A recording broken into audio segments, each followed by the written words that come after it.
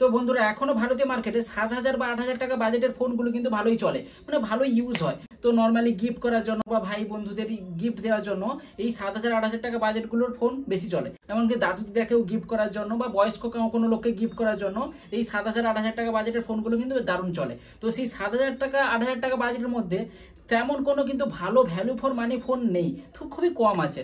মানে বিভিন্ন ব্র্যান্ড অনেক আছে, স্যামসাং বলো, রিয়েলমি বলো, পোকো বলো, রেডমি বলো, সমস্ত ব্র্যান্ড তো আছে। তাদের ব্র্যান্ডগুলো এই 7,000 টাকা 8,000 টাকা বাজেটের ফোনগুলো ততটা ভ্যালু ফর মানি কিন্তু নয়। তো সেই 7,000 টাকা বা 8,000 টাকা বাজেটের মধ্যে একটা ফোন নিয়ে কথা বলবো, সেটা হচ্ছে পোকোর তরফ থেকে পোকো C65। তো এই ফোনটি কতটা ভ্যালু ফর মানি হবে এখনকার দিনে, তো সেটা ভিডিওটিতে আগে জানতে পারবো। তো চলো বেশি কথা না বাড়িয়ে ভিডিওটি শুরু করি।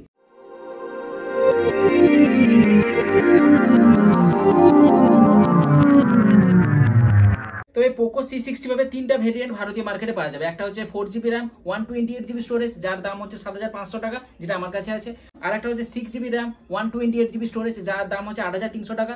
আর একটা হচ্ছে 8GB র্যাম 256GB স্টোরেজ, সেটার দাম হচ্ছে 9,300 টাকা। তো লঞ্চের সময় এই ফোনগুলির দাম কিন্তু অনেকটা বাড়া ছিল, এখন দামটা কমে গেছে, সেই জন্যই ভিডিওটা করছি, কারণ এখন কিন্তু ভ্যালু ফর মানি হয়ে গেছে দাম কমে যাওয়ার পরে। তো রাস্তায় দাঁড়িয়ে দাঁড়িয়ে প্রথমে আনবক্সিংটা করে নেওয়া যাক। গ্রিন কালারের ফোন, তারপর নর্মাল লুক।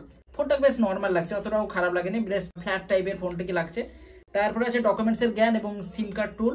তারপর আছে 10 ওয়াটের চার্জার, তবে ফোনটি কিন্তু 18 ওয়াটের চার্জিং সাপোর্ট করে, কোনো কেস নেই। আর ইউএসবি টাইপ সি এর কেবল আছে। তো এই ছিল বক্স প্যাকিং। এবার দেখে নেবো এই ফোনটির ডিজাইনকে নিয়ে। তো ফোনটাকে ফার্স্টেই দেখলে দেখবো ডিজাইন। তো এই ফোনের ডিজাইনটা কিন্তু সেরকম নতুনত্ব নেই, ফ্ল্যাট ডিজাইন রেখেছে। ফোনটি হালকাও আছে এবং এক হাতে ধরলেও হ্যান্ড ফিলটা দারুণ আসবে। ফোনটি হালকা টাইপের মনে হবে, তবে ফোনটি পলিকার্বনেট ব্যাগ হলেও বেশ স্টাইলিশ। ফোনটির ব্যাকে পোকো এর একটা বড় ব্র্যান্ডিং আছে ক্যামেরা সাইডে, সেই জন্য ফোনটির দামগুলো আগে বলে দিয়েছি, যাতে তোমাদের ফোনটি স্পেসিফিকেশন জানতে সুবিধা হয় এবং স্পেসিফিকেশনটা ভ্যালু ফর মানি কিনা বুঝতেও সুবিধা হবে। এবার ফোনটির ডিসপ্লে, এই ফোনটিতে 6.74 ইঞ্চির এইচডি প্লাস এর আইপিএস ডিসপ্লে আছে। ফুল এইচডি প্লাস এর কিন্তু নেই, আর আশাও করবে না এই বাজেটে, কারণ বাজেট আগেই জানো। আর এই ফোনের ভিডিওর কালারটাও ঠিকই আছে, ডিটেলসটা মোটামুটি খুব একটা ফালতু নয়, মোটামুটি ঠিকই আছে। তবে এইচডি ডিসপ্লেতে তোমরা ফুল এইচডি কোয়ালিটি আশা করবে না। তার 90 হার্টজ রিফ্রেশ রেট আছে, মোটামুটি স্মুথ এক্সপিরিয়েন্সের জন্য। তবে 90 হার্টজ সেরকম এক্সপিরিয়েন্স পাবে না, কারণ ডিসপ্লের কোয়ালিটিটা এইচডি কোয়ালিটি।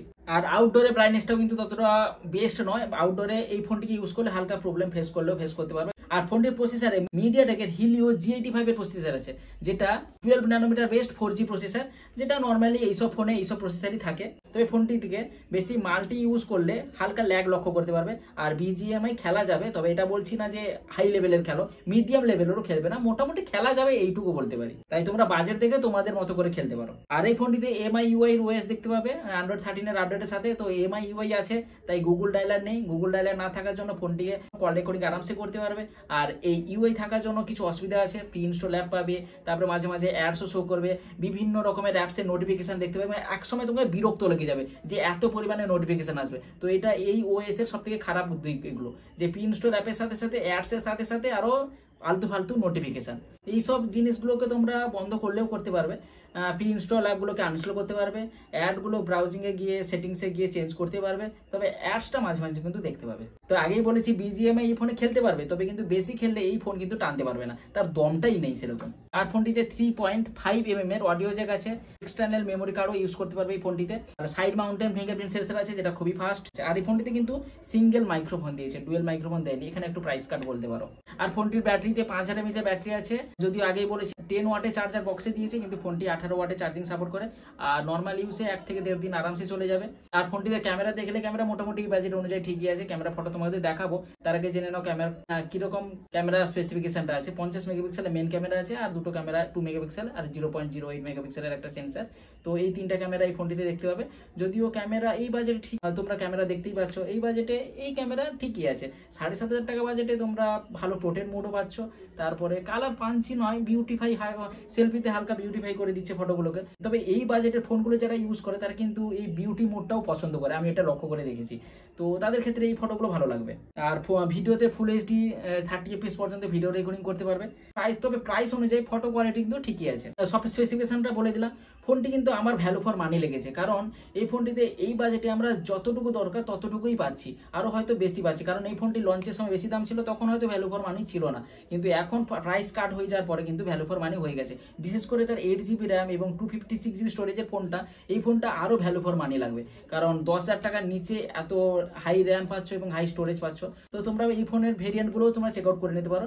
আশা করি 10,000 টাকা বাজেটের মধ্যে এই ফোনটি তোমার ভ্যালু ফর মানি দিবে।